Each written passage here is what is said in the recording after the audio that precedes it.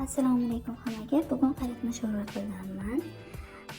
Qaynatma sho'rvamizni boshladik. Men bir marta qaynatib, so'ng to'kib tashladim. Bu ikkinchi qaynab chiqishi. Ikkinchi qaynab chiqqanda ham ko'piklari bo'ladi. Ko'piklarini olib tashlab, hamma mahsulotlarimizni ketma-ketlikda solib olamiz.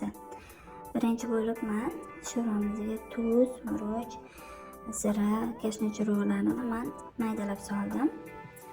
Hamma ketma-ketlikda soldim. Buni orasida quyonchalarimizni vitaminlarini ham sug'orib qo'yamiz. Bug'doy undirib beramiz biz ularga.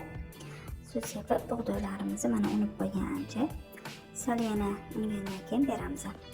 Keyin piyozni men butunligicha solaman. Pishgandan keyin piyozni olib tashlayman. Shunda suvi tiniq bo'lib chiqadi.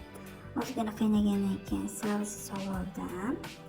Sabzini ham soldik. Men katta-katta qildim, chunki meni bolalarim sabzini yoqtirishmaydi. Sabzini men o'zim yeyman oyijonimlar bilan. Keyin rost chanqab ketdim. Kompot ochdik. Kompotimizni maza qilib ichib oldim. Orqasidan ozgina qizarib ranglari chiroyli bo'lishi uchun ovqat qizartiradigan suv oldim.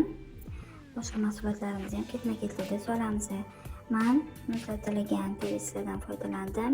Perslar men hamma ovqatimga seldir solaman, vitaminli bo'lsin deb bolalarimga, chunki bolalarim sho'rva suvini ichadi. Shuning uchun men hamma ovqatimga seldir solaman. Hamma narsasi ozgina qaynab, mazalari chiqqandan keyin kartoshkani solib oldim. Kartoshkalarimni solib, keyin ozgina qaynatdim. Juda ham shirin sho'rva bo'ldi deb o'ylayman. Chunki biz bu sho'rvani ichib ko'rmadik. Bizani mehmondorchilikka chaqirib qolishdi.